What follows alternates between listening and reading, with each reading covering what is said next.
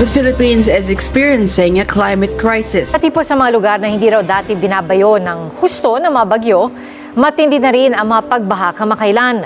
At climate change ang sinisisi ng mga eksperto. The Philippines tops a list of countries most susceptible to hazards caused by climate change.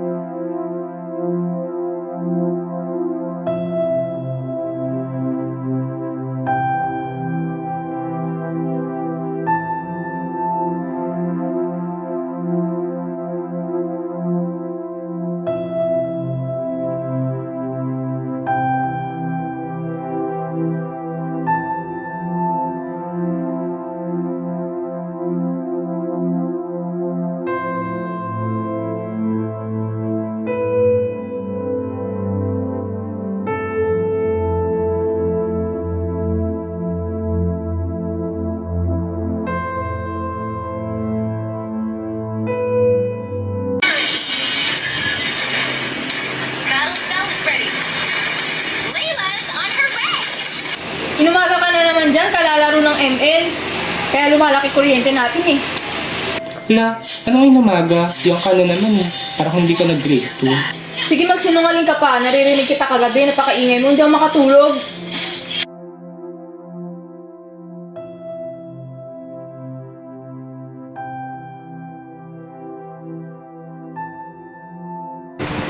Parang di naman ito gumagana, sira na ata ito. Anak, itapon mo na nga ito, hindi naman ito gumagana eh. Ay, sige Pakitapon po, na. Nay. Oh.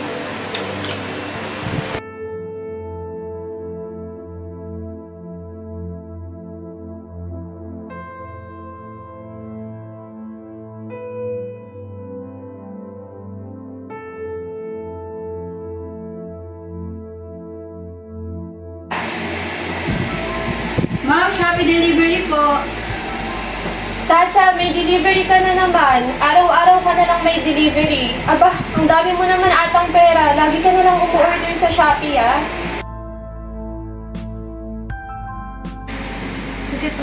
COD delivery po for Miss Sasa, 1,200 pesos po. Ay, okay po. Pero wag ka po maingay ah. Sabi ko kasi sa giveaway lang to. Magkano na nga po ulit? Ay, 1,2.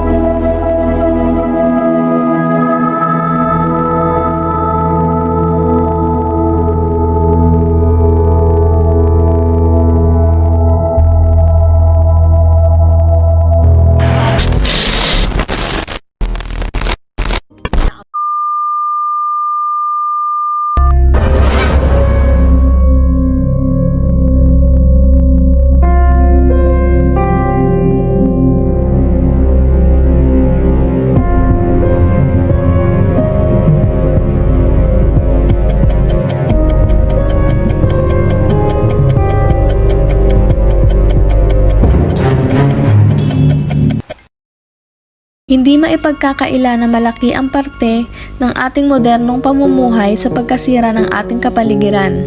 Sa makabagong mundo, ang teknolohiya ay lubos na pinaglalaanan ng pagod, pera, at panahon upang magkaroon ng mas maginhawang pamumuhay. Ngunit hindi lamang ang teknolohiya ang nagiging dahilan ng pagkasira ng ating kapaligiran.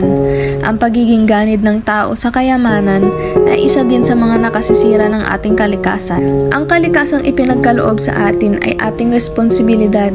Ito ang nag-iisang tirahan na maaaring kumupkop sa atin, kaya natural lamang na ito ay ating pangalagaan. Kaya hindi pa huli ang lahat upang isalba ang ating mundo. Kapit kamay tayong magtulungan nang sa gayon ay maibalik natin sa dati niyang yumi at ganda ang ating kalikasan. Huwag nang maging sakim sa kayamanan. Matuto tayong makiisa sa pagsalba ng ating mundo para sa mas magandang kinabukasan. Huwag isugal ang kinabukasan sa huwad na yaman. Pag-usbong ng mundong kinalakhan, huwag gawing dahilan upang ipagpalit ang siyang tunay na makabuluhan. Wakasan na ang pagbubulag-bulagan. Matay buksan, tayo ay maging mulat.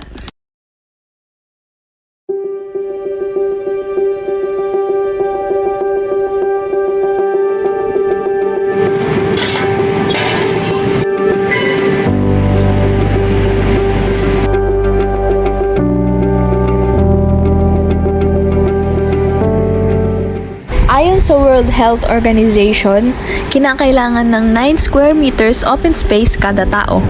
Alam mo ba kung nasaan ang Pilipinas ngayon? Batay sa pananaliksik ng Green City Index, mayroong average na 5 square meter na open space kada Pilipino. Ngunit kung titingnan ng ibang mga bansa tulad ng Singapore na mayroong 47% ng land area nito ay green space, na sinusundan ng Rio de Janeiro, isang lungsod sa Brazil na mayroong 29%, at habang ang New York naman ay mayroong 14%, at sa Manila mayroon namang 0.03% lamang. Tila mangilan-ngilang mapunong pasyalan na lamang ang nagsisilbing baga ng mga syudad, partikular ang Maynila. Ayon sa anunsyo ng Department of Environment and Natural Resources noong 2022, 12% na lamang ng mga lupain ang nabibilang sa green spaces. Karaniwan sa mga ito ay hindi pa bukas sa mga tubig. Paano kung ang mga ito ay balak na ring burahin upang mapatayuan ng mga gusali katulad ng binabalak ngayon sa Arroceros Park sa Maynila o mas kilala bilang Huling Gubat sa Maynila? Ang Arroceros Forest Park ay matatagpuan sa Ermita, Manila. Ito ay may lawak na 2.2 hectares at nakapaligid din dito ang Quezon Bridge at ang Ilog Pasig. Ayon sa Manila Doctors Hospital at UPLB College of Forestry and Natural Resources, may mahigit 1,567 na iba't ibang uri ng puno at mahigit 32 species ng mga ibon ang matatagpuan sa naturang parke. Ito rin ang nagbibigay ng sariwang hangin sa lugar ng Luzon. Naging mainit sa mata ng mga politiko ang gubat na ito nang ipag-utos ng dating mayor ng Maynila na si Lito Atienza na ipasara ang gubat upang gawing school administration building at teachers dormitory. Gayunpaman, ang Memorandum of Agreement na niligdaan ay nag-expire noong 2008 na nagbigay daan upang hindi tuluyang masira ang gubat. Ngunit noong Hulyo, taong 2017, iniutos ng Manila City Government sa Winner Foundation, isang non-government organization, na lisanin na ang mga parke upang makapagpatayo ng mga gymnasium. Ito ang nag-udyok sa Winner Foundation na maglunsad ng signed agreement tungkol sa pagputol sa pagpapatupad ng pagpapatayo ng mga gymnasium. Sa kasalukuyang panahon, ang gubat ay pinoprotektahan ng Ordinance No. 8607 na nilagdaan ni Mayor Isko Moreno noong February 27, 2020 na nagdedeklarang ang pirasong lupa ng Arroceros ay maging permanenteng forest park na. Sa ilalim ng mga ordinansang ito, ipinagbabawal ang pagputol ng puno, pagtatapon ng basura at iba pang paraan ng paninira. Magtatakda rin ang Manila City Government na magbabantay sa buong lugar upang mahuli ang mga lalabag sa panukalang ito. At ang bawat paglabag ay may kapalit or katumbas ng multa. Sa mundo na unti-unting sinasakop ng konkreto, anino ng modernisasyon at ingay ng lungsod, Ito ang kwento ng kahalagahan ng pagkakaroon ng malawak na luntiang espasyo sa syudad. Tunay na hindi batayan ang pagkakaroon ng magtatayugan at magagarang gusali at establishmento upang masukat ang kaunlaran ng isang lungsod. Dahil ang Arroceros Forest Park o tinatawag nilang last lang ng Manila